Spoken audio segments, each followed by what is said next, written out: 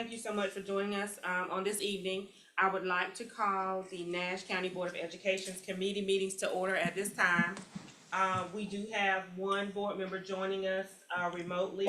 That is Board Member Zachary Gray. The first committee that will convene today is the Academic Services and Accountability Committee. Vice Chair Lamb. Roll call. Dr. Washington. Here. Ron Thomas Bullock. Here. Bill Shaw. I will entertain a motion to approve the minutes. So second. Motion made and seconded. This time, next step for low performance schools and federal designations, Alyssa Nancy Smith and Janet Moore.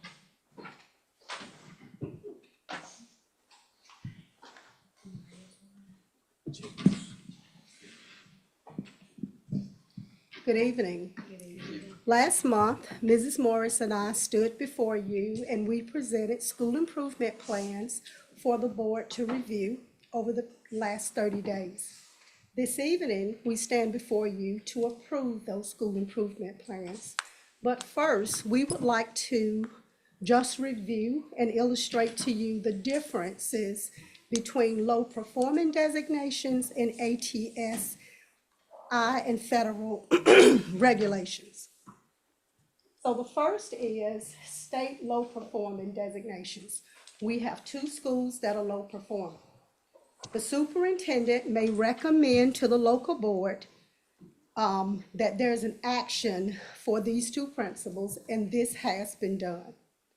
We have to submit to the board a school improvement plan that can be approved, modified, or rejected within 30 days of receipt of the low performing, of 30 days of receipt.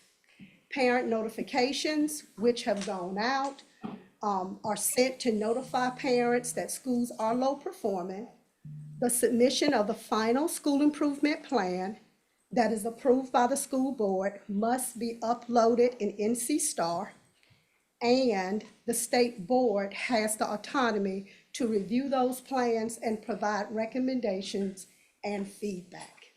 Ms. Morris will share with you federal obligations as prescribed by law. Good evening. For our federal ATSI schools, which there are 10 total, the district has to submit an ATSI plan at the end of each school year, indicating how we've supported those ATSI schools throughout the year. We have to submit the school improvement plans for approval by our local board. Parent notification is required and has been completed for our ATSI schools. ATSI schools must identify 2 indicators in their school improvement plans. And of those 2 indicators, they have to report out on them at least once out of the 2 meetings per month. And a comprehensive needs assessment has to be completed each year and uploaded as an artifact to one of those indicators.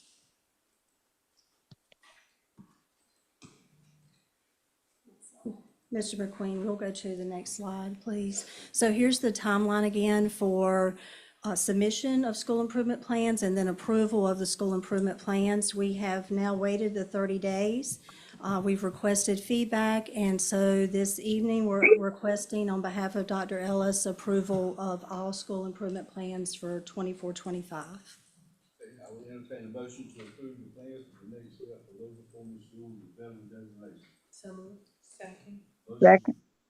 Ron Bullock, second by Dr. Washington. All in favor say aye. Aye. Right. Motion carried. Thank you. Overnight and out-of-state field trips. Mr. Walker.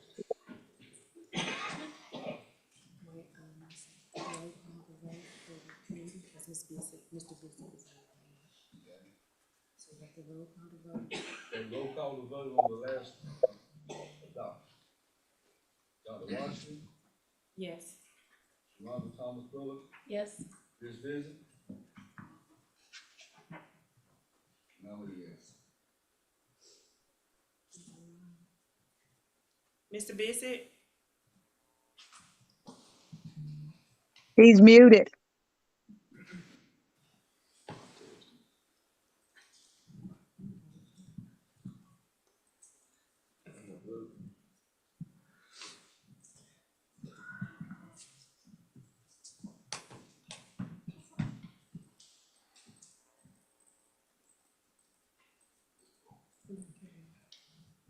you have the floor, man. Thank you. We have one overnight with Northern Nash High School band, band clinic at ECU. And they meet all the requirements with chaperones that we request, and the superintendent requests approval for this field trip. And a motion for overnight state field trips. So, Second by Dr. Washington. All in favor say aye. Roll call again. yeah, because we have four. I'm a yes. Dr. Washington. Yes. Chris Vincent. Yes. Ronald Thomas Bullock. Yes. Bill Shaw. Motion carried. Request for research, Dr. Mudd.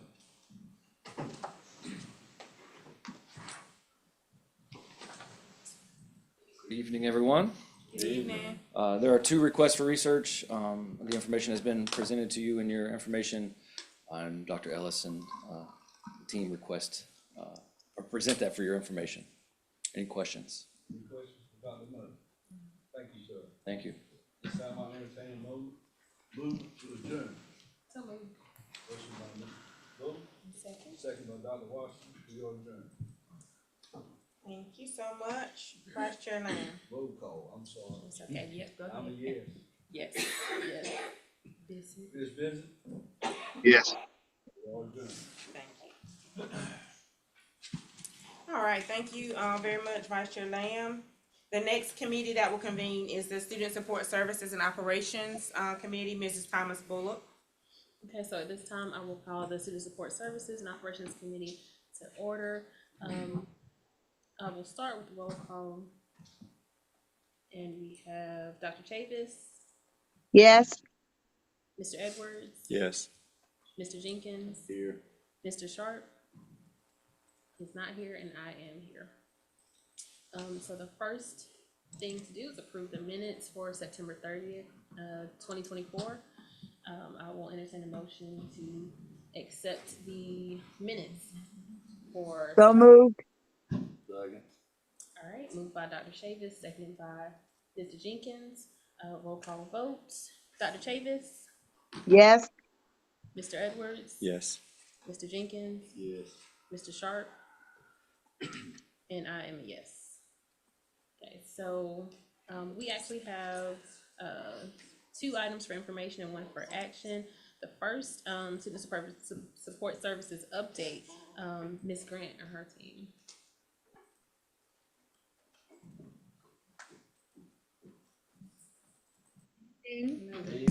We are excited to come before you to share just some updates within the Student Services team. While Mr. McLean is pulling that up. We have linked our Student Services Strategic Plan where you can look there. You'll also see a link embedded within the PowerPoint to our action plan, our mental health action plan, and we'll discuss that in a minute. But we just wanted to kind of start off with our strategic plan where three main buckets that we focus on are access, safe environments, and active engagement. And we really look at from a standpoint of prevention, enrichment, and interventions for all stakeholders. So just making sure that we're prime the environment for the students, that they feel supportive and inclusive of all students where they can continue to thrive. I think this is in our third year now of the state board policy where each PSU had to adopt and implement a plan for promoting mental health and well-being and really assessing and improving kind of where we are with our staff and students on that. So we have linked our plan for this coming up school year. You will see where we review it 3 times a year and go in and add our updates for our data points. So you have to approve the plan every 5 years, which you approved it the first year, so then we just do information only for the years in between there. This is our mission plan. We call it our Beam Team Action Plan because we have a cross-departmental team that reviews everything that goes into our plan, as well as some administrators who are on there as well. We have 6 objectives, which are all outlined in the state board policy. But we do really support the implementation of the behavioral and social emotional initiatives where we look at evaluation, assessment, intervention, and continued progress monitoring to see if what we're doing is working, and if not, do we need to keep change it up or do away with it, what we're doing currently, and find something else. So we do let our data drive our goals. These are our key areas and oversight, which the team as a whole, so thank goodness not one person is holding it all within themselves, but really work on classroom management, PD and support. We look at targeted intervention plans for the schools and for specific students. Our universal screener, which we're coming up on fixing to do. We continue to have school-based mental health services, which we're really proud about that, up to any student and all schools across our district. And then we also, you're gonna hear tonight about threat assessments and our protocols and some updates that we have. All right, so Tracy Barnes? Good evening. Good evening. I can go ahead. All right, so here is our student code of conduct. This was updated back in August of 2022, and we did a really deep dive into the definitions of the infractions and the behavior violations, and we aligned it to our North Carolina DPI 23-24 discipline data guide. So all of that has now been aligned, and as you can see, this is just a snapshot of it, but I have it linked here.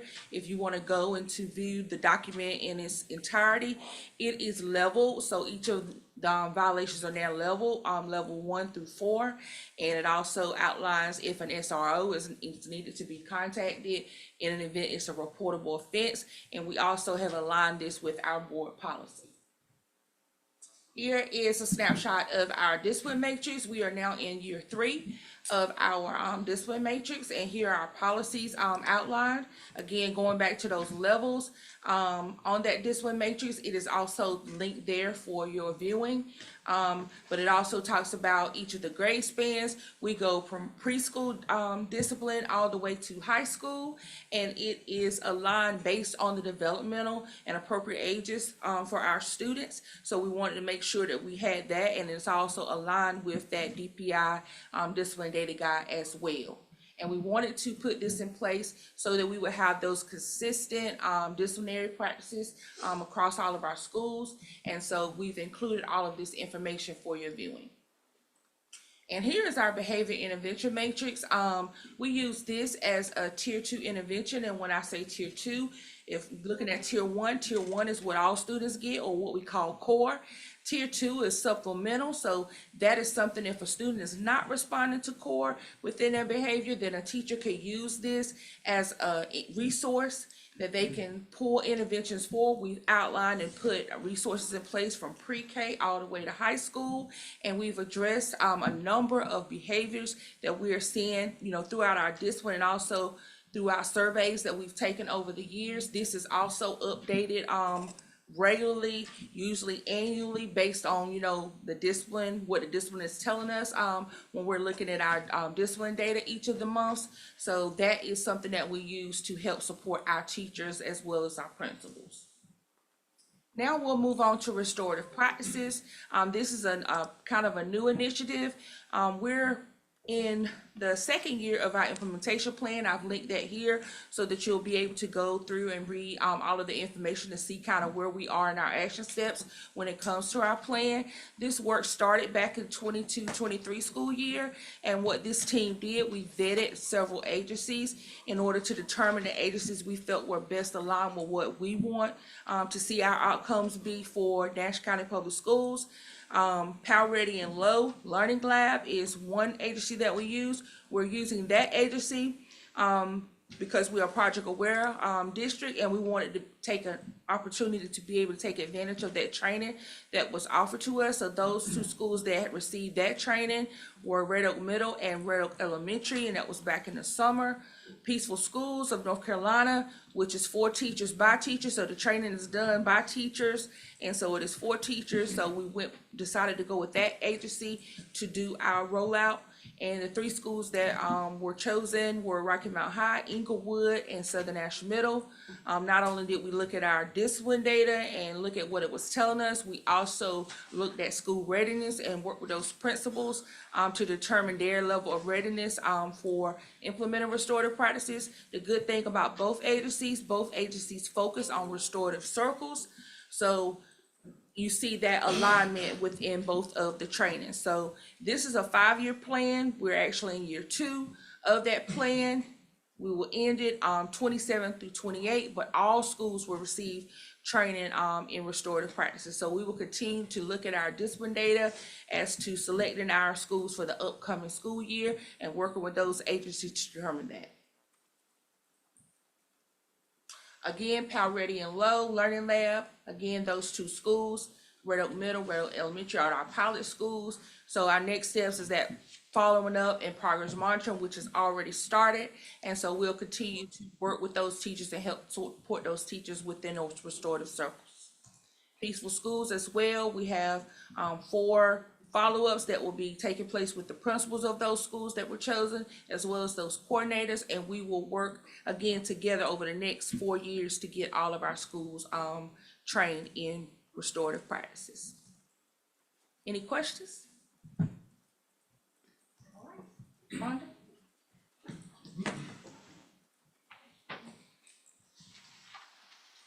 Good evening. Good evening.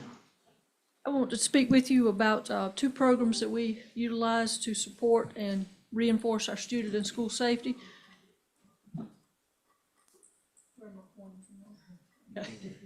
All right, the first is our Say Something Anonymous reporting system. This is a program that's part of our Sandy Hook Promise organization that I think most of you are probably familiar with. This is a 24/7, 365 days a year crisis hotline that is manned by this organization. Their staff is trained in suicide prevention, crisis management, and mental health support. We've utilized this program in years past in secondary schools.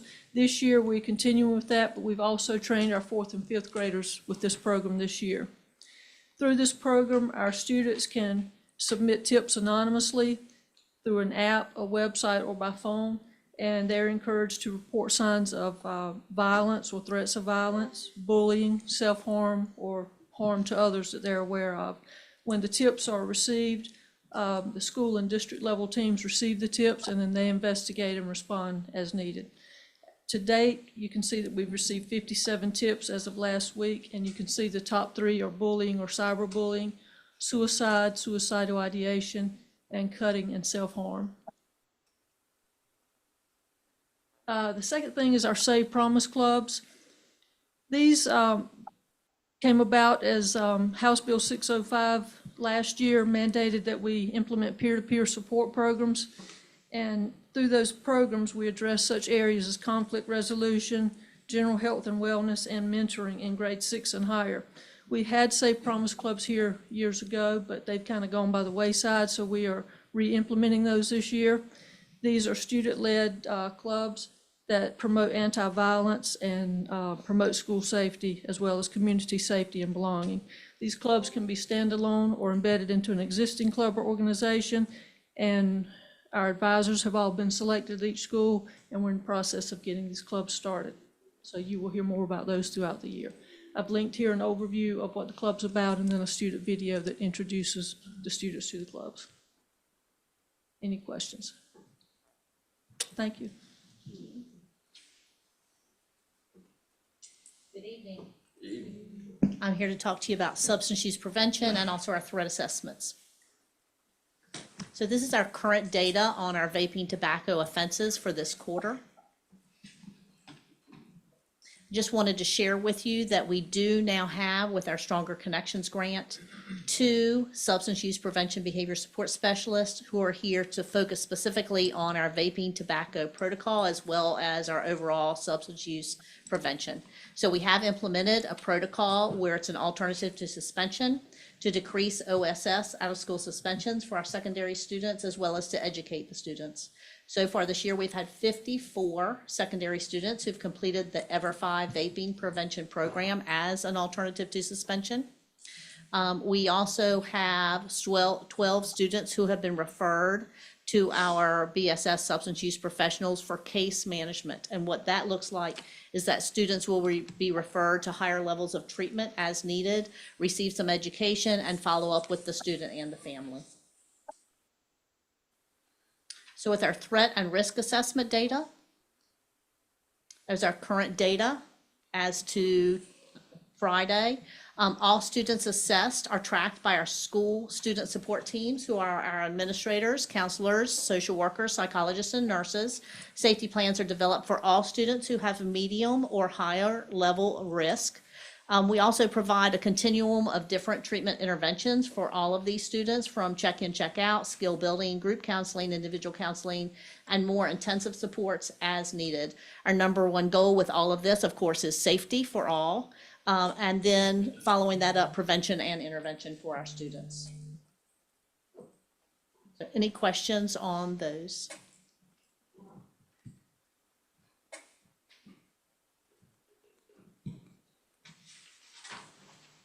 Okay, so, excuse me, that was for information only. Did we have any questions? No? Okay, we'll move on to the village, information only. Mr. Lee.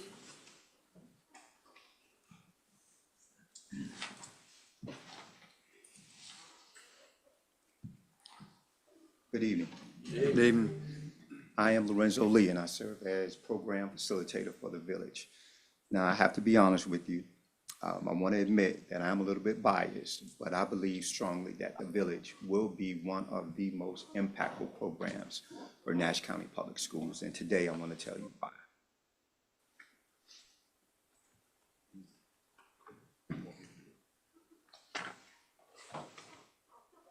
Our theme for the year is Infinite Potential.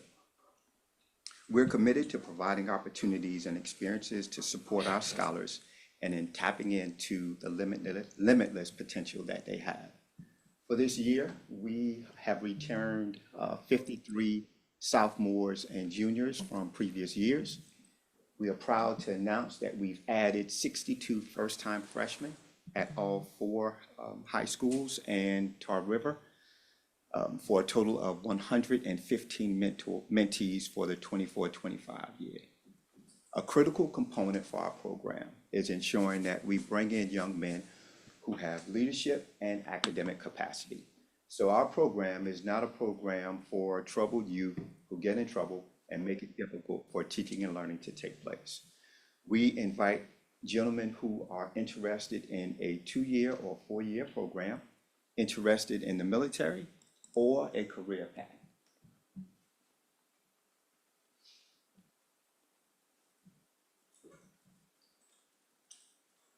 So our aim of the village, our aim for our program is to build our young male social and leadership capital. And we hope to do so by doing these things, by increasing graduation rates, increasing post-secondary enrollment, and I would like to add, not only increasing the enrollment, but also supporting them and giving them the necessary tools they need to graduate from college once they enroll. We also want to increase career readiness and decrease dropout rates. An additional aim is to assist our mentees in gaining the necessary tools, resources, and knowledge to maximize the opportunities for a viable future. So our program is really intended to provide supports not just while they're in high school, but also beyond.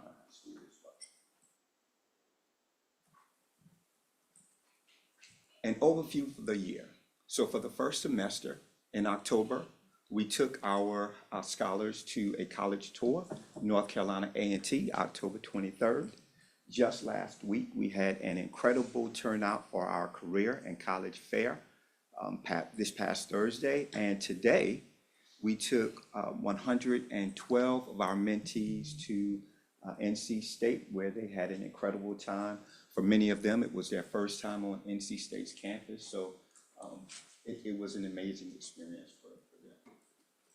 For the second semester, our annual leadership summit will be in April, and our end-of-year recognition ceremony will be in May. So a huge component of our program is being able to provide mentorship to our mentees. And we do so by blocking off a 45 minutes to 1 hour time for them during 1 week of the school.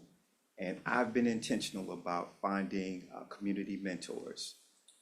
In October, we visited Ebenezer Baptist Church, where we spoke to individuals there. And upcoming opportunities for Word Tabernacle Church, we will meet with them on December 7th. And I'm intending to have a call to mentorship convening here at county office, because one of our goals this year is ensuring that we increase the number of community mentors.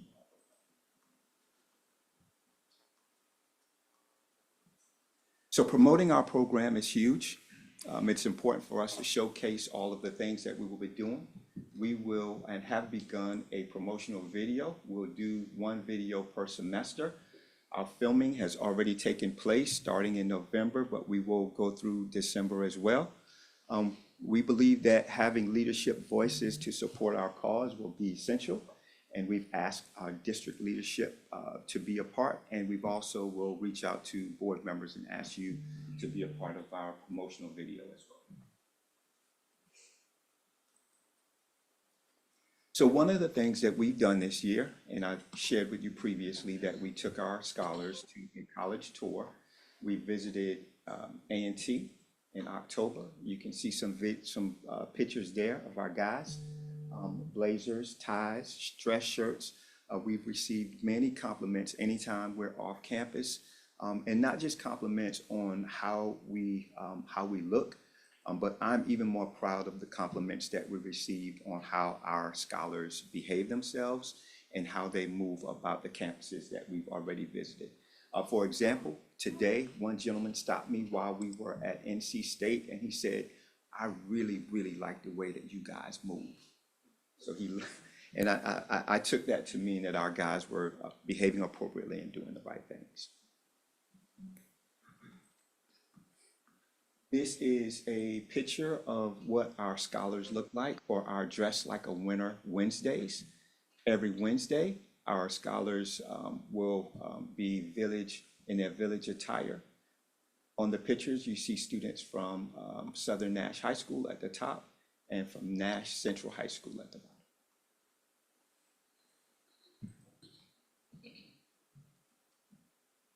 So here are some new initiatives that we want to take on this year. We believe it's important for us to continue to promote our program and recruit 8th graders who might be interested in joining our program. We hope to do that by having feeder school visits. We also hope to have community outreach projects where our mentees will be going into other schools and going into communities and making sure that we are demonstrating some of our leadership qualities. And we also hope to have an end-of-year trip to Washington, D.C. this year, and we're looking forward to being able to do that. Here are some of our accomplishments today. So as I said, we've added 62 first-time freshmen. We've had 2 successful college tours, one of them being today. We've hosted an impactful career and college fair, where last week we had nearly 30 businesses and industries who our scholars were exposed to. And we have also increased the number of community mentors that we have. Currently, we have about 5 men who I have to train, and we have 4 men who are going through the volunteer process. And we've also increased our social media presence. So that is what I wanted to share with you about the village. Are there any questions? Does anyone have any questions? No? Thank you so much for your time this evening. Thank you, Mr. Lee. And again, that was for information only. So we will move on to school safety plans with Dr. Farrow. Good evening. Good evening. So I want to take the time this evening just to share with you our process for how we complete our school safety plans and where those school safety plans are housed and a few of the other school safety initiatives that we have in place. So as you all know, that DPI has mandated that all public schools in North Carolina use a school risk management portal to create and hold their school safety plans. This has been going on for quite a while now, so this is not a new process for us. And thankfully for us, all of our school administrators are used to the process. They're very familiar with it, and it's not something where we're in a place where administrators are having to come in and start from scratch. Our school safety plans have been in place for a while now. So at the beginning of each school year, basically what they're doing is updating with any name changes or any small tasks that needed to be added or removed from their plans. We are still working with Nash County Fire Marshal and Emergency Management Office in terms of reviewing our plans. As you all may know or may not know, there's been some turnover in that department, so there's a new person in charge, so he and his team are getting up to speed with the school safety plan process, accessing the portal, on how to review the plans. And we also know that because of the devastation that happened in the western part of the state, our emergency management team has also been involved in some of that.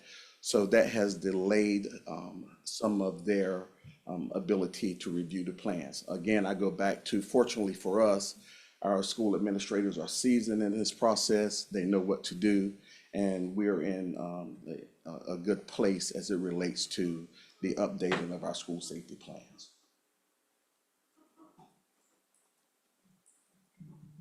City High does not have a plan within the school risk management portal. The early college does. I think it's been 2 years now since the state was able to go in and create a place for the early college. And our hopes is that they will be able to do the same for City High School. So at this time, City is our only school that does not have a plan within the portal, but City has a paper copy that they complete that's somewhat aligned to what it looks like within the school risk management portal. And one of the things, City is expected to download theirs on a USB drive, just like everyone else.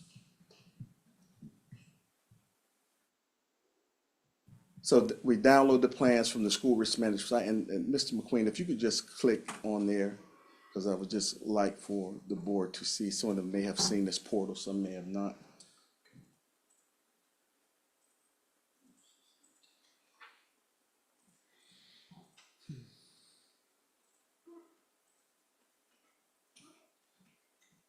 So this is the portal that I was referencing. This is where the school safety plans are held.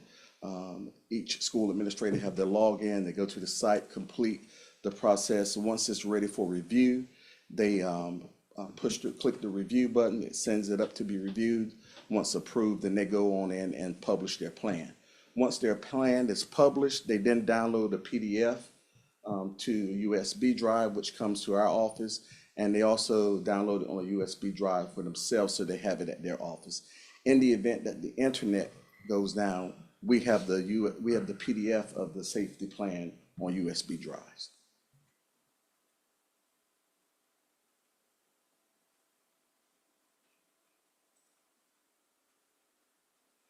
I don't think it likes me. Okay. This is the active shooter video for school lockdown drills that our schools share at the beginning of each school year. They've been showing this video for quite some time now. I'm not going to bore you with showing it to you, but this is a video that they use, and if you want to take a look at it, and you may do so at your own leisure, unless you want me to show it to you. Absolutely not. It's the same one forever. There are 3 lockdown drills that we require of each school year. More are optional if the schools choose to do so. Law enforcement should be present at one of those drills. During the first or second drill, whichever they choose to do so with law enforcement, all of our schools have the red panic buttons. Those buttons must be tested to make sure that they are working. We ask that law enforcement be involved in that process so that we know that they're good. And you can see there are the 3 dates that the drills are due on or before. Just during a drill, we like for our schools to try to played the way they would if a real event was to take place. You know, the first thing is to make sure that everyone is locked down is safe. And then the second thing is to make sure that we're communicating with the law enforcement. Third would be communicating with central office so that we could make sure that we're helping support schools in the best way we can if such an event was to happen. Tabletop activities is another part of our school safety process. Those tabletop activities are basically school safety measures that are within the school safety plans that a principal really want to drill down on with their faculty and practice throughout the year. And 2 of those are required each school year, and you can see the dates that those are due on or before. Fire drills are due every month. We must complete fire drills within the first 10 days of school. Those drills are completed. There's a fire drill report that must be completed and submitted to Mrs. Miller or Mr. Fields. Any questions? Anyone have any questions? So the superintendent submits this process for approval. So at this time, I will entertain a motion to approve the school safety plan as presented. Do I have a second? Okay, moved by Mr. Jenkins, seconded by Mr. Edwards. I'll take a roll call vote. Dr. Chavis, Yes. Mr. Edwards, Yes. Mr. Jenkins, Yes. Mr. Sharp, and I am a yes. So it is approved to go before the full board. Thank you, Dr. Farrell, for that. The last part is the transportation update.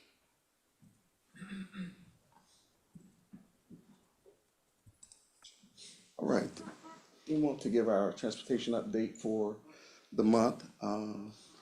Currently, we're now sitting at 4,743 students who are actively confirmed as riders on our bus, and this is after going through our TD2 process, which we talked about in the month of, I want to say October. I believe we shared the information that we were going through the TD2 report. After going through that report and going back, working with the schools to reaffirm and affirm who the riders were on the bus, we were able to come down. At one point, we were at over 7,000. So at this point, we're down to 4,743 riders, which is a more accurate number than what we've seen over the past years. There are 39 students currently in workflow, and those reasons could be that it's EC transportation, shuttles, or McKinney-Vento students, et cetera. So the number of drivers that work both AM and PM at this time is 97. We're up from 96 at the start of the school year. We have 13 drivers that either work AM or PM. There's a total of 103 AM and PM drivers. We need, a total of 123 AM and PM drivers to meet the transportation needs of our district. We currently have 3 sub-drivers, and buses currently without drivers, we're still sitting at approximately 23.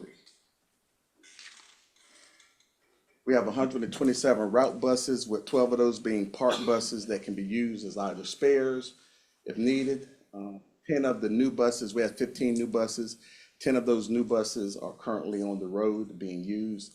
And we have 5 of those which are propane buses, and we're awaiting the installation of the propane fueling tanks or station before we can get those buses on the road.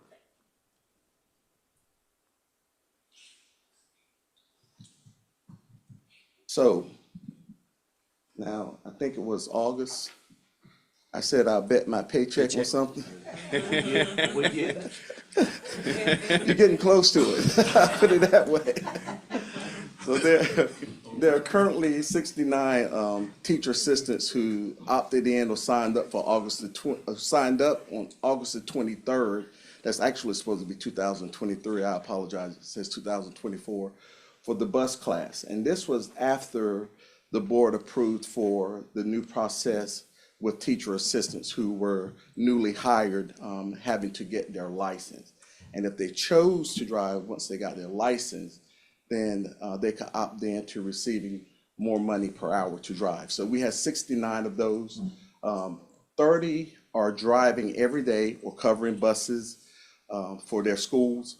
There are 15 who have their permit. They're not yet able to drive because they do not have their full license. 7 of those individuals resigned due to the merger, and we have 17 who are exempt due to medical reasons. So the next step in this process is Mr. Byer is working with his team to schedule behind the wheel training for those 15 employees. So we've made some good ground.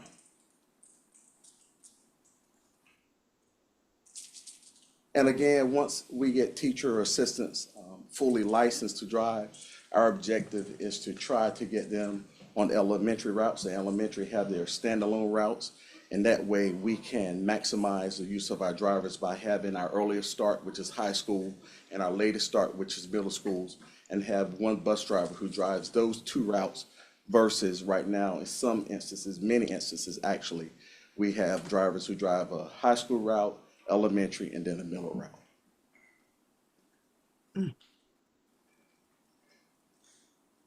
I believe in our August meeting, it was asked that we provide lost instructional time, and we've been doing so. So this month, Mr. Byer and I talked, and I said, well, let's just kind of go ahead and calculate some of this so we can talk about it up front instead of just having the board members have to go look at it. So right now, year to date, we have accumulated about 283 hours of lost instructional time. Over the last 6 weeks, we've averaged about 18.8 hours of lost instructional time per week. Most of this is coming from middle schools with a handful of buses having 30-minute delays. There are 12 to 15 buses that are causing this lost instructional time. And that is a lot of lost instructional time.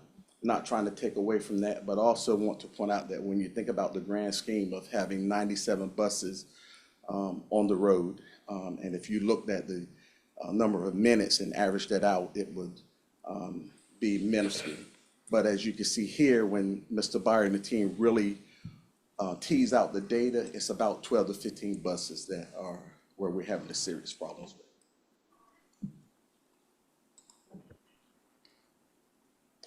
Questions for me? Yes, sir.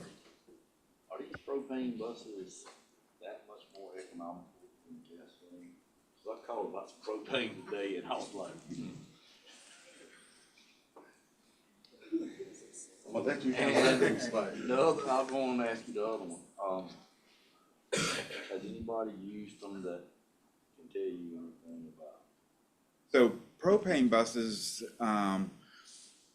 they don't run the regen like the regular diesel buses. They are restricted with a regen that burn off the old diesel fuel. So the propane buses are cleaner. And it's our way to 2030 trying to reduce our EPA. Gallons of propane, anything on hold or anything like that? Yeah, so each propane bus has a travel of about 200 miles per day. So they're pretty much a little bit better than diesel fuel buses economically. But the biggest thing is we've got to get a propane filling station, and the only thing we're waiting on right now is Duke Energy. They're behind because of the hurricane. They're probably about 6 weeks behind on Is this, like, I know it's new to us, but is it new for across the state? Is there any previous districts have had it that showed that much savings? Or?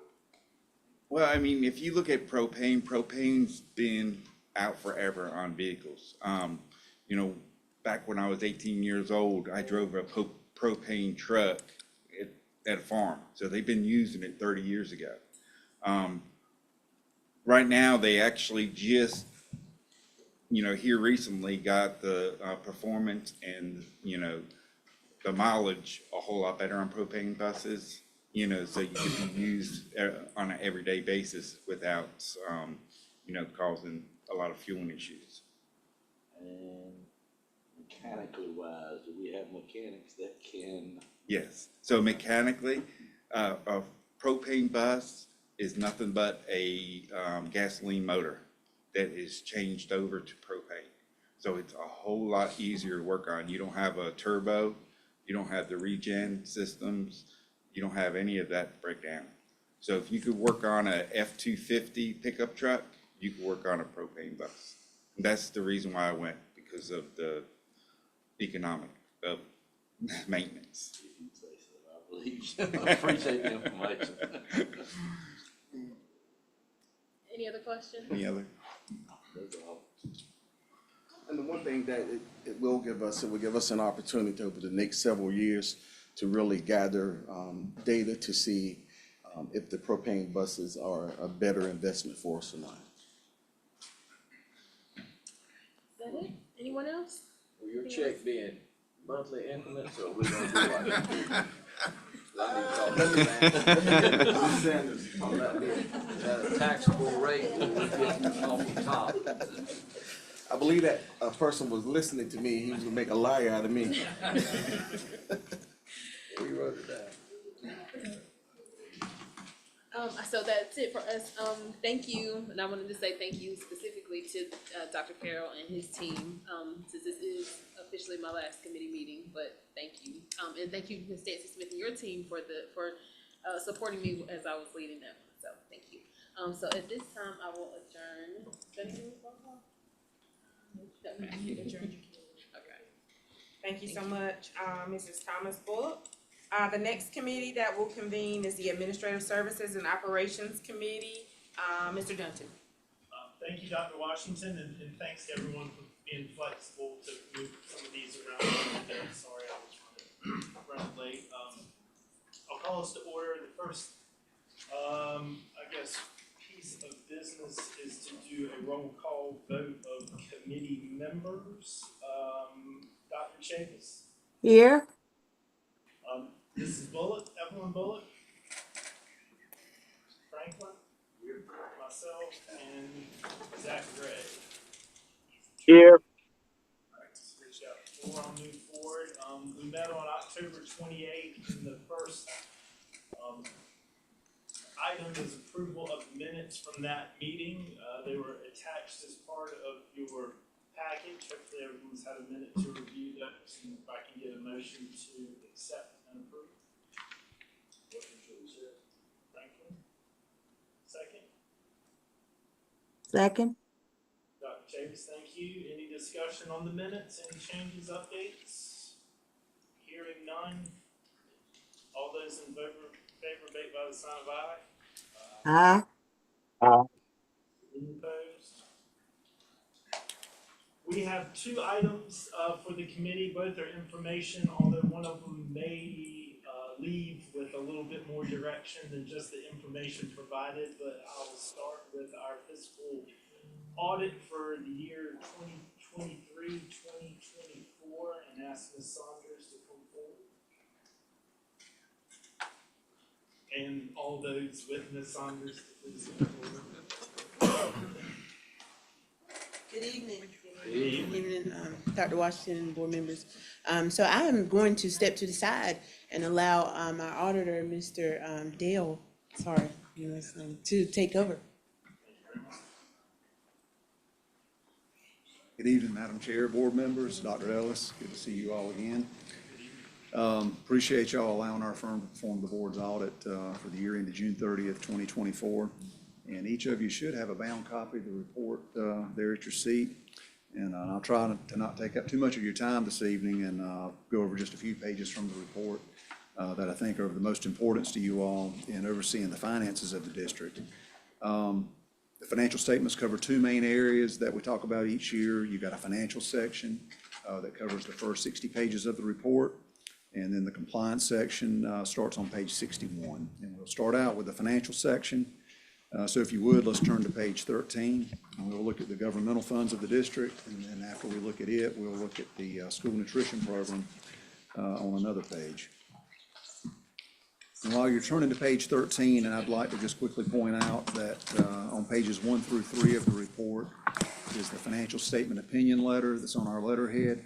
And that opinion letter reflects a clean, unmodified opinion, which is exactly what the board wants to receive. And it basically means that we feel as though all of the amounts and disclosures in the report are reliable and free from any sort of errors or misstatements. Okay, on page 13, you've got the balance sheet of the governmental funds as of June 30th, 2024. And we'll be looking at the first column, which is your general fund. And there at the top, the general fund had cash in the bank at year end of $13,503,505. And that comprised the majority of the total assets, which were $15,004,178. And you had liabilities there in the middle of $1,507,298. And if you take your assets minus your liabilities, next to last number in that first column, that gives you your fund balance, which was $13,496,880 at June 30th, 2024. And that amount represents an increase of right at $2 million over the fund balance level that was reported at June 30th, 2023. And of that total fund balance, $10,472,630 is unassigned and available for appropriation at June 30th, 2024. And we feel this continues to be a good, solid fund balance level for a district this size. A lot of the districts we audit, they saw their fund balances go up the past few years. But just this past year, we're starting to see a lot of them have to start dipping into their fund balance and spend it down. Inflationary pressures are starting to hit some of them. The COVID funding is expiring. So they're, if they didn't make cuts and they're trying to rely on fund balance now to fill that gap. I think you all have done a great job of managing your budgets these past few years, not having to dip into fund balance. And hopefully y'all can continue that trend going forward and preserve the fund balance that you have, especially given all the inflationary pressure that y'all are going to be facing with everything's going up: salaries, benefits, retirement, health insurance, fuel. So, again, I think y'all are in good financial shape as of right now, though. Did anyone have any questions about the general fund balance? Any other questions on this page? All right, let's turn over to page 60 and we'll look at the school nutrition program.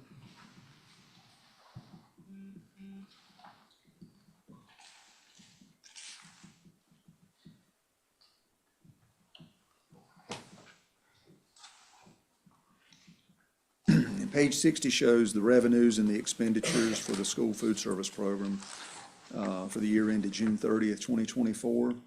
And about 3/4 of the way down, you've got a line that says net change in fund balance, the last line with 3 columns to it. And there in the middle, you can see the program reported slight loss for the year of $69,284. Now, in the previous year, the program reported a loss of $297,000. So the program actually had a year-over-year improvement in profitability of about $228,000, which is great to see, and kind of the opposite of what I've been seeing statewide. Most programs have been doing the exact opposite. They had better years the previous year, and then this year wasn't looking as good. So, like I said, it's good to see that y'all showed an improvement this past year. The program has very good cash balance reserves at year end. I think they were over $5.1 million. Program continues to pay full indirect cost, which the finance department deposits into the district's local bank account to help pay for overhead costs of the child nutrition program. And these indirect costs paid totaled over $378,000 last year. So I think overall the program continues to be in very good financial condition as of June 30th, 2024. Anyone have any questions on this program?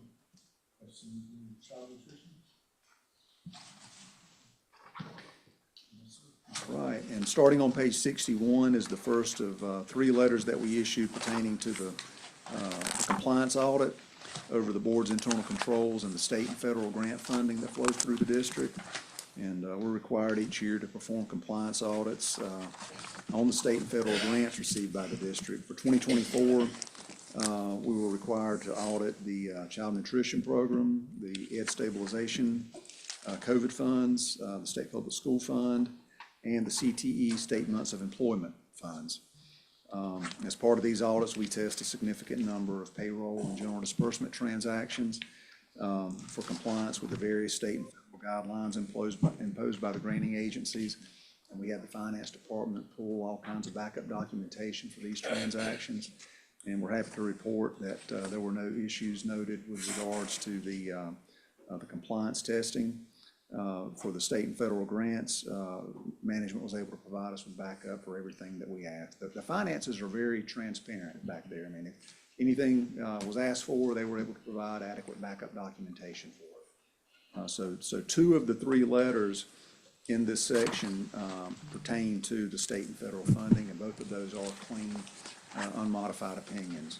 Now, we did have one finding that we reported for the internal control letter, and that finding is summarized on page 68, if you want to turn over there real quick.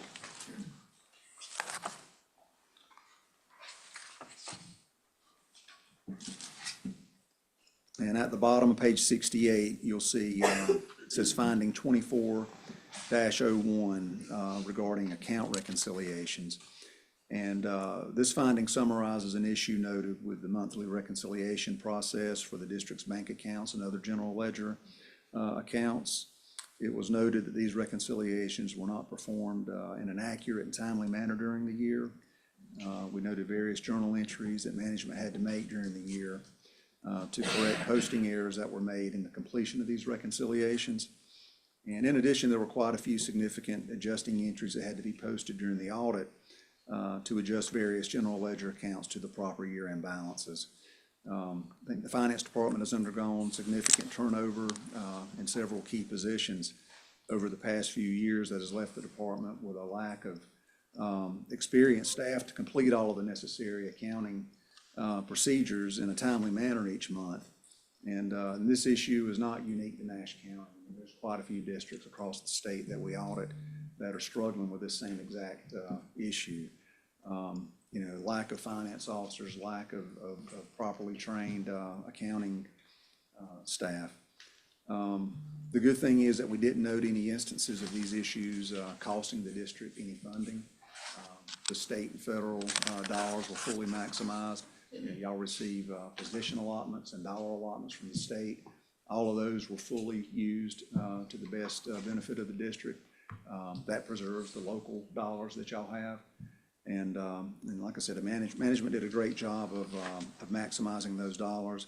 We've got another district in this very similar situation. They got behind on the reconciliations. The finance officer had left, an assistant was trying to take over. And that district, they lost about $800,000 this past year because the folks that were left there didn't know what they were doing.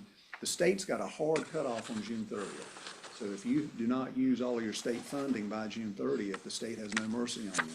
If you realize after June 30th, hey, wait a minute, I forgot to, get my health insurance for the state paid employees. I didn't get that for a month. Well, they don't care. And that's what happened to this particular district. They forgot to get 1 month's worth of Blue Cross Blue Shield insurance from the state, and then it was too late by the time they realized it, so they lost that funding.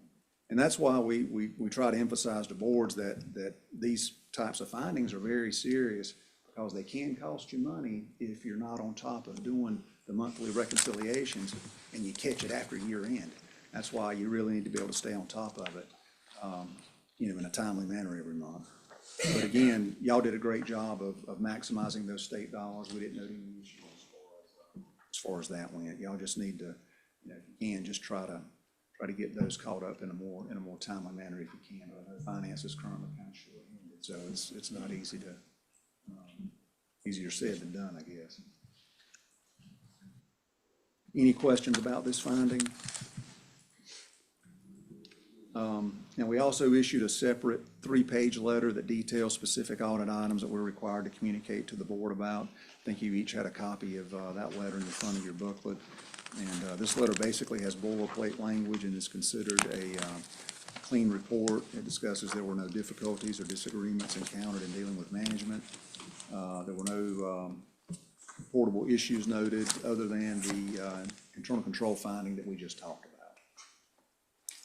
And we also perform detailed testing of receipts and disbursements for the individual schools. And we typically note minor items in those audits. And we provide a detailed list of those items to Ms. Sanders, and she gets with the bookkeepers and the principals, and they go over those items. I think there were a few areas that we asked her to follow up on, a few little minor areas that we wanted her to look deeper into, but nothing of a significant nature. And therefore, we didn't report anything to you. And I think that was pretty much all I'd planned to go over from the report. Again, overall, the audit went smoothly. And the board continues to be in very good financial condition at June 30th. Any questions from committee or other board members? Is your plan, is your schedule such that you can join us next Monday? When we actually hold our board meeting, in that most of us are just receiving this and might take some time to look through it and see what questions we have, or is it better to reach out to you? It'll be Thursday. This is Thursday. Thursday.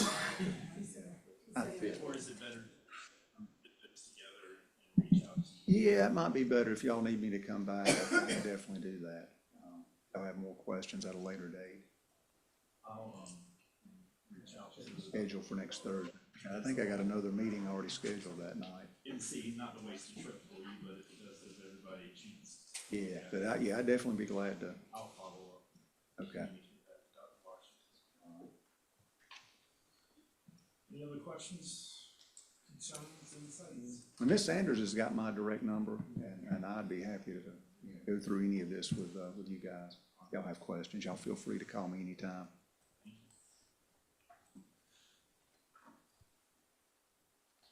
Okay, all right, thank y'all. Thank you. Thank you. Item number 4 is, our very own Franklin Lamb and focus group looking at, providing us some information on what our newest school day might be. Yes, I'd like to thank the focus group for attending the voluntary meetings we had. I also would like to thank Angie Miller, the late Shannon Davis, for what they did getting the documents. Speak in the mic. Can't hear you. Yes, I'd like to thank Angie Miller and the late Shannon Davis for getting the information on the areas that would be acceptable or look like it would be good to build a new school. At this time, I'd like to turn this part over to Ms. Miller. Good evening. Good evening. I got the pleasure of working with Shannon some last summer, and we took some time to travel around and look at some of the different sites and talk about some different information, bringing me up to speed on some of the processes and procedures. Our committees met 3 times on 10/17, 11/6, 11/21. In those meetings, it was discussion about maps, possible locations, new school site possibilities. During the meetings, there were some selections made of 3 of the most suitable properties, and it was decided upon in those conversations to maybe begin some of the conversations with owners. First choice was a firm no, family not interested in selling property. Second, willing to discuss it at a fair market value at some point.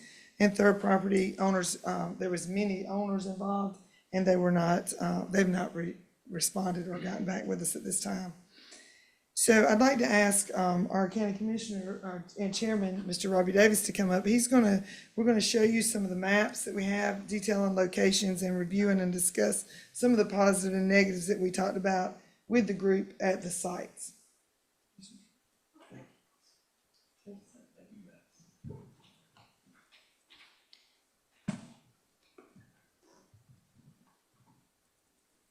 Well, good evening, Madam Chairman, board members, Dr. Ellis, and a lot of staff members here behind me. It's good to be with you again. As Angie pointed out, we've been working on this quite a while, quite frankly. Had the expertise of Mr. Davis, Shannon Davis to begin with, and it was a lot of help to get us started. We went through this process one time before, but this one is much more complicated, quite frankly. There are several things that you look at when trying to select a school site, and I'll go over, actually there are about a dozen. But a few of them are, number one, you try to look at traffic counts. You don't want to be in an area where the traffic counts are very high, because you can imagine what it would be like trying to get all these students in and out, and all these parents in and out. Something y'all deal with all the time. You've got to have a site that's got plenty of stacking room. DOT now, and everybody else wants these cars off in the state right away. Y'all are spending a tremendous amount of money over the last 10 years in all your sites, trying to get land and trying to do stacking links and trying to keep them off the highways. And I think you've done a great job of that. Another very important item in this particular case, because it is a rural school, is your sewer disposal. You've got to have something to do with the sewer coming out of a school, and it is quite a bit depending on the student count, of course. And that's one of the key things that we looked at in this particular school site location study also. And of course, you got to know what the price of land is going to be. We tried to get this underway and get it done as quick as we could after we realized we had funding. Before it got out that we were looking at a site, because once everybody realized you're looking at a site, land price goes up, as you can imagine. But we started out as Andy said, and I'm just going to hold this map up just to show you. And if you can, the same map is up there, but just to show you the masses of it. That's what we started with right there. What that is 90 parcels that are 30 acres or more. We have determined that it would take about 30 acres minimum to put this school on. As I said, that's the same map that you got up there. And going through the criteria we had here, particularly the sewer itself, it limited us quite a bit where we could put this location. And we looked all the way from Southern Nash Middle School at its current location, all the way to Southern Nash High School. In the early months, we were really concentrating near the high school at sites located across the street from it. I think that was one of the things Mr. Davis really would like to see done as we began. And it was the thought process of possibly sharing athletic fields maybe and some other things. But the more we dug into it and the more he thought about it, we moved away from that idea and decided maybe we didn't want all that traffic at one location or across the street from one another. We've managed to make Red Oak work pretty good with 2 schools in there, but that is a elementary school and a middle school. And this will, of course, be a middle school and a high school. So we just kept looking and we kept looking and narrowed it down to start with to about 12 sites, and then we narrowed it down to about 3 different sites. 3 is where we've been for about the last month, really. And if we could go to our next map, I'll show you on the next map that we have here is, and we're leaving names out because we have not talked to these people and confirmed the price yet. We've been talking to them, but we hadn't confirmed the price, even though I do know from meeting with one group of owners that about where they think they want for their land. But your white locations there, which came off the other map, the one where the cursive is right now, if you go back to your lower left, or my lower left, that is the #1 pick that we all chose and zeroed in on. It is about a 38-acre site, if I remember. It's on 97. And I met with the family one time, and they seemed to be pretty much in favor of selling the piece of property. And then a few days later, they called me back, and I think they had a family meeting and decided they just did not want to sell the piece of property. They still had some elderly parents that live right there on the site, and so that one came off kind of abruptly, and we had to move on. If we'll go across the street there, across 97, this is a site that has access to 97. It has access to 581. It is a pretty good distance from Southern Nash Middle School, and you have some frontage there, and then you have the large tract behind it that is all owned by one person. And we have talked to them about, we need 30 acres is about what we need. We don't need, and that's a total, if I remember right, it's getting on up pretty close to 90 acres of land.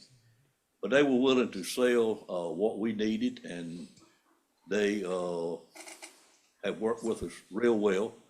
And it's in a price range. They have given me a price range. I'm not going to state that publicly here tonight, that I think is fair based on what farmland is selling for now. I wish we'd have bought this like 5 years ago, before developers got into Nash County and made land prices much higher than what it was. You've got numerous sites within a 5 mile radius there that have sold over the last 3 years in the range of $16,000, $18,000, $20,000 an acre for farmland. So that's in the area where we're gonna have to be at. And it's based on prior sales. So that's where we're at with that. And then if you go to the far right, there's another site there, and it would be the one on the left of those two sites there, which is almost 30 acres. That is a potential site, that is owned by quite a few people, in a situation where there's numerous heirs involved. I think it will take quite a bit of time, and they're working on it to see if it is available to be sold. But, I stand here tonight concentrating back up on 97, if we could go back the other way. And I do believe, this site, right straight to the left, which is the large tract and the small tract, is probably where we need to concentrate on. We got a willing owner. We got what is not a fair price, but a market-driven price, quite frankly, and it's, the people that own the land get to set the price for the land, as we know. But, and my concern, I'll tell you, it is located reasonably close to Southern Nash current middle school. Very important aspect of that middle school is we currently have a treatment facility there that has a discharge into the Tar River. They are very hard to get this day and time. So it is anticipated that this school, if we pick something reasonably close, which this certainly is, we'd be able to use that discharge, enhance that treatment facility. And I'll be frank with you, the county is also looking at putting a treatment facility at that same location for the entire southern part of Nash County. That is in the early stages, but we have got grant money to do our feasibility studies, and I do think that would, after studying it for the last year, we have narrowed it down to that point, because having a discharge and getting it permit and getting it enlarged is much easier than getting a new permit from scratch. So based on that, I do believe we probably should have the school board look at this seriously. And my concern, as I've told Dr. Ellis several times, is y'all all know we got this $40 million grant. The county put 10% in, which is $4 million. We've got 3 years. They want us pretty much through with this school in 3 years. You don't have to be 100% through, because I know some counties hadn't been able to do that. But I do have a concern. I always have a concern when you receive grant money and it sits too long. Sometimes it finds another place that somebody wants it worse, that has quite a bit of clout that maybe can move it there. We've got new administration coming into superintendents of public instruction, as we all know. Things could change. I would be remiss if I didn't tell you, I think it's very important for us to start drawing this money down sooner than later. And one way to do this is, of course, to identify this site. Y'all have y'all's committee to work on it, identify the site, and let's move forward as quick as we can with purchasing the site. Pull some money down and spend it, and then we'll keep moving on. But we're really gonna have to get on track to find the architect. The board's gonna have to decide on who you're gonna use for that, and every other aspect of it, so we can keep it moving, knowing that 3 years, every morning we'll wake up, another day is gone. And I'll be glad to try to answer any questions. Dr. Ellis, have I said pretty much what I need to say? I think you did. Franklin, anything else I need to add? Any questions? Have you thought about ingress and egress for that property? We have, and we like the fact that it has 2 exit points. Of course, we haven't done any site design whatsoever, but we're thinking we would create a lot of stacking room in that first block up there. Coming into the school, stacking room, coming back out, but we're thinking we would go in one way, come back out the other street. But there again, that's just preliminary thoughts. Using all of that 11 acres, or trying to get a deeded right away off that dirt road? I think we would use it all.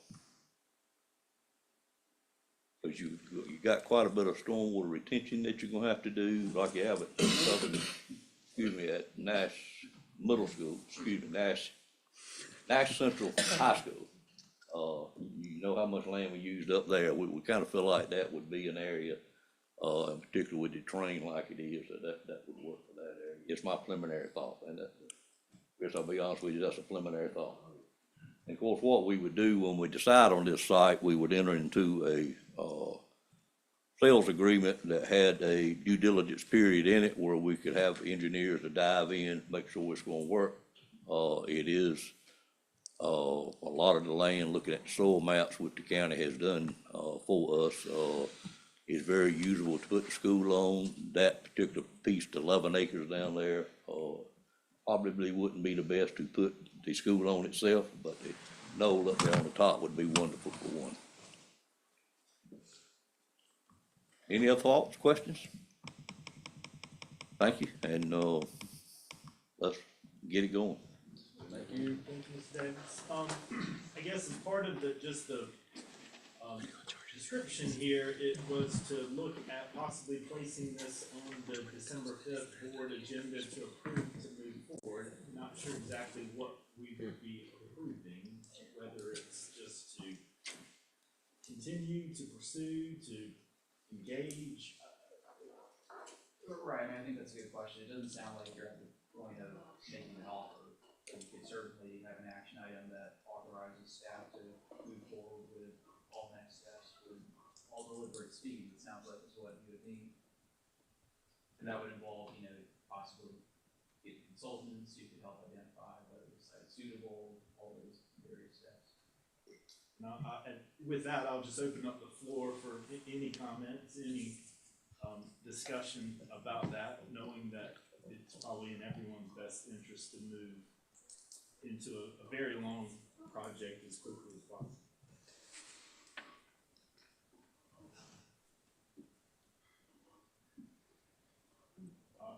The goal would be to hopefully get the support of the board to be able to have those conversations, personal conversations about prices, and to see if it's even an option for us. Do we need to go back to the drawing board or not? Because at some point we have to have a next step to not mislead the owners. We've got to have one just conversation. Exactly. Understand. Well, I guess it's not a recommendation from committee. It sounds like there is an objection to including it as an action item in the actual board meeting. How do we get from A to B? Sorry, Mr. Gray? Just a question. I understand you stated that price of the land is at fair market value. With that being said, do we as a board need to establish some parameters on how much we are willing to spend to purchase land, or we just say, go for it and it's done? How do we do that? So those particular details, like the details of the purchase contract itself, including, what your maximum offer might be, those are actually appropriate for closed session discussion. There is a closed session exception that applies to the purchase of property when it relates to the details of the purchase itself. Thank you for the clarity. So it sounds like right now this is identifying a site, which that's perfectly appropriate for open session. And I think to the question of, what's the next step, it's an information item here. It can certainly move forward as an information and possible action item at your regular meeting on the 5th. And we could detail what the action items are, like what Ms. Miller said, Mr. Davis. We can start pushing out there what we are actually doing, moving forward. I would like to do that, and if we had to table it December 5th, we could table it then, but at least have that opportunity to move this fall forward. And again, I think, this isn't asking the board to approve the purchase of a site. This would just be giving your staff the authorization they need to proceed with next steps. Without objection, I think we'll ask for that information as part of an action item on December 5th meeting. Any other questions, comments, things to address for administrative services and operations? If not, I will adjourn the committee at this time. Thank you so much, Mr. Duncan, and thank you again for leading our policy committee on this evening, which is our last committee to convene on this evening, Mr. Duncan. Absolutely. So we'll step right into policy. Let's see, we do not have Ms. Bullock tonight, but I am present. Mr. Edwards? Present. Dr. Washington? Mr. Gray? So we Here. have a quorum. Attached, you will find the minutes from our October 28th meeting. If you want to take a quick minute and review those, and if I can get approval to accept minutes from our prior meeting. So moved. We have a first, or we have a motion. Second. We have a second from Dean. Any discussion, changes, corrections? Hearing none, all those in favor, please vote by the sign of aye. Aye. Any opposed? Motion carries to approve the minutes. We will, I guess, ask Victor to come down and ask our attorney to beat him to the podium if he can, and walk us through our substantive, nailed it that time, Victor, changes, our major changes to policy. And we've got quite a few. I think we've got 17 to go through tonight. I don't know the exact number, but it is a lot. Yeah. I'll try and go as quick as I can. I was just going to go in order of the way they appear on Assembly. Looks like there's two columns. I'll start down the left. So your first policy revision, that's the policy 4334, use of unmanned aircraft, drones. There has been a change there to reflect the repeal of a state law that required a permit to operate drones for a commercial purpose. So your policy used to reflect that statutory requirement, the statutory requirement's gone. So this is just aligning with the state statute. Are there any questions on this? And there are some clarifying corresponding changes.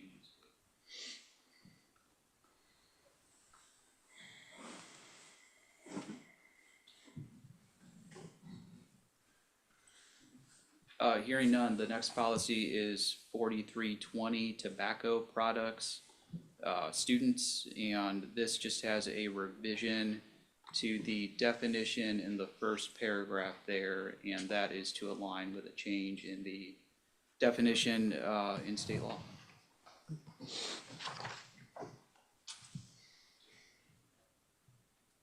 The next policy is 3420, student promotion and accountability. These changes add a section about career development plans that's strongly recommended by NCSBA. This is a new statutory requirement for students in 7th grade and then 10th grade around these plans. This language just reflects what's in the statute. There are also State Board of Education rules that are involved. In addition to this change, there was some unnecessary language a little bit further down the policy that NCSBA removed, as well as some clarifying language added to section.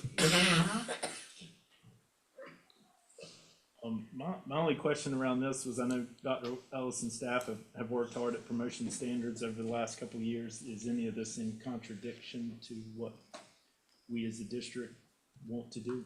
No, we still have an administrative reg that covers most of those stuff, so I think we would be fine. The next policy is 3227, web page development. There is some clarifying language that's been added in section B7, and there is an entirely new section with resources that help to ensure compliance with ADA requirements for school district web content. And that just aligns with federal guidance. Next is policy 2302. I'll spend a little bit more time on this one. This is your remote participation in board meetings policy. I had earlier notified the board about a Court of Appeals case that impacts governing boards, whether it's at the local level or the state level, your ability to meet remotely and for your remote members to count towards quorum in situations other than a state of emergency. So there was a Court of Appeals case involving Anson County, where the Court of Appeals found that essentially the county had held a remote meeting, the majority were remote, and Court of Appeals found that since there was no state of emergency in effect at the time, that all the board's actions taken at that meeting were void. Based on that case, NCSBA has updated and modified your policy. There used to be language that authorized remote meetings in locally declared emergencies, and that's no longer allowed. It's just a state declared emergency, whether it's from the governor or the legislature. There are a number of conforming changes throughout the policy. Just to clarify again, we're talking about state declared emergencies, and that remote meetings again can only occur during a state declared emergency. I will clarify the reason you are able to have these committee meetings with some remote members who are participating in voting is because you're in a state of emergency right now. The governor extended the statewide state of emergency from Tropical Storm Helene through the middle or end of March. That's the other reason why you're having to do roll call votes. Those are all requirements for remote meetings during a state of emergency. So that's why we're following those procedures here tonight. So all the changes related to meetings and quorum, those are required. There are also changes to your voting rules for remote meetings. So the Anson County case did not directly address whether individuals participating remotely, whether their votes count. We read the case and NCSBA reads the case. It's kind of like a logical extension. If remote members don't count for quorum, they probably don't count in terms of votes on other items as well. So this is a cautious approach, but I certainly think it's the correct one to also clarify in your policy that if a member is participating remotely, they can certainly participate in deliberations and discussions, but not vote. And I believe there's also some highlighted language, and that's this is local language. So this is something NCSBA, I think this is in another portion of your policy. They've moved it just for clarifying purposes. They highlighted it for you just to see if it's something that you wanted to continue to include or to take a look at or revise. It's perfectly fine to leave it in there, but it just establishes some limits on the number of times that a member can participate remotely other than in a state of emergency, and a process for seeking a waiver to those limits.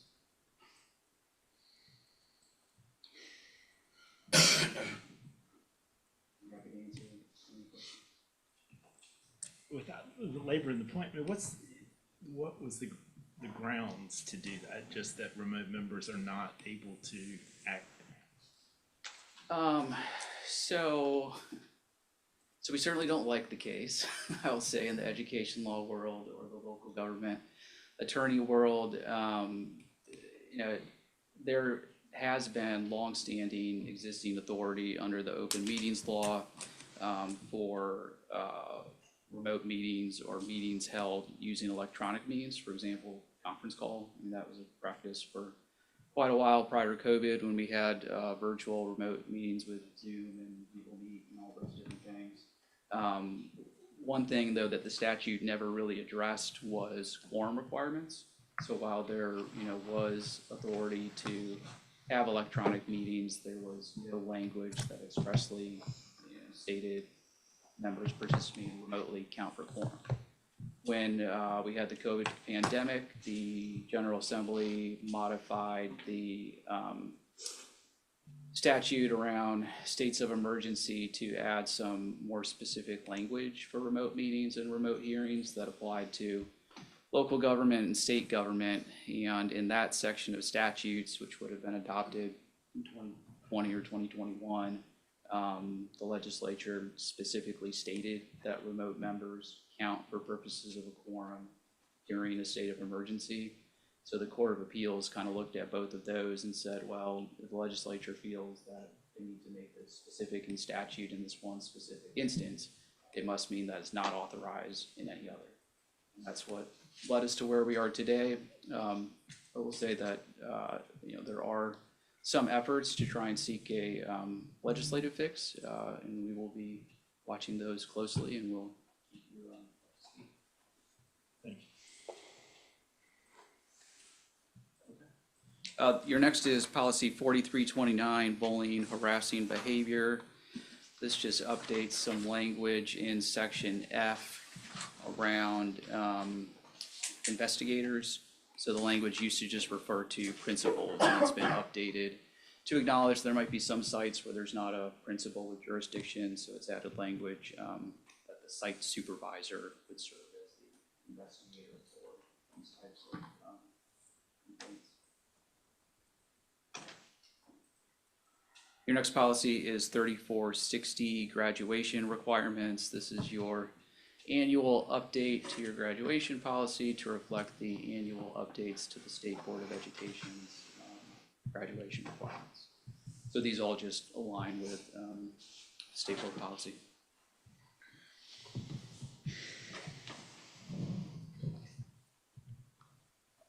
And next we have policy 3410, testing and assessment program. These updates were also made to reflect changes in a few different State Board of Education policies around testing. There were some differences between the State Board policy and a State Board rule governing testing. So what the School Boards Association did here is they kind of harmonized those to make sure that you and every other district is following the applicable requirements.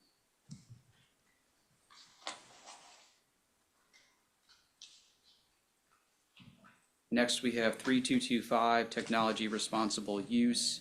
There have been changes that provide clarity in what constitutes a technological resource. So just clarifying the definition there, it extends to school system resources that are owned, leased, maintained, or otherwise controlled by the school system. And there are some exceptions down on page 2 or 3 to the requirements, just to make sure that it's clear that staff, depending on their roles and responsibilities, they may have some exceptions to some of the rules. For example, there's a rule prohibiting access to someone's account without express permission, and of course your tech directors might need to access it for various reasons. So clarifies that point, and there's also language related to consequences for violations down in a new section.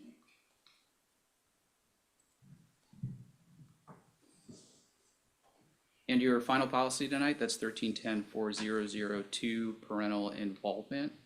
There's a change down in section 2, just clarifying requirements around immunizations that are required by the state. That refers to the state's immunization schedule. There's also a new notification regarding those career development plans that were referenced in your earlier policy to make sure that there's notice to parents about those. And there are a few changes towards the end with your student surveys. Remember, with the Parents' Bill of Rights, pretty much every survey now is opt-in. There are a couple exceptions for the CDC's risk assessment and then the National Youth Tobacco Survey, and then there's just been a change in the state law to also create an exception for the North Carolina Tobacco Survey. So that would now be an opt-out, not an opt-in. That's all I have. Any questions on the major changes? Because I also have 9 minor changes. Is that- I mean, do we, I was going to. I didn't see them on the, but No, these are, we did the minor changes last time, these are First read. half of the fall. half of the substantive. Yeah. Okay. And then we have another half that we do next meeting. Okay, Mine are on for, I think, approval at December 5th. okay, all right. Sorry about that. So we have 17 major policy changes that just discussed. I'd love to kind of present these in one slate. Do any committee members want to pull out anything in particular regarding specific policies to vote separate of the other changes? And I would just note these would be moved forward for approval for first reading and then sit out for 30 days. All right, so do I have a motion to recommend these policy changes for a first reading to the board at our next meeting? So moved. A second? Second. Second by Mr. Edwards. Any more discussion around these changes? Hearing none, all those in favor, please vote by the sign of aye. Aye. Any opposed? So the motion carries to recommend these for approval. And so not having been 9 minor changes, we are, that concludes the policies that we need to discuss tonight and changes to those. Any other questions, comments, or concerns? If not, I will adjourn the policy committee. Dr. Washington. Thank you, Mr. Denton, and thank you for, stepping in as usual when we need you to, stepping up on this evening. If there's no further business to come before the board on this evening, I declare the committee meetings adjourned. Everybody have a wonderful and safe holiday. Same to you, dude.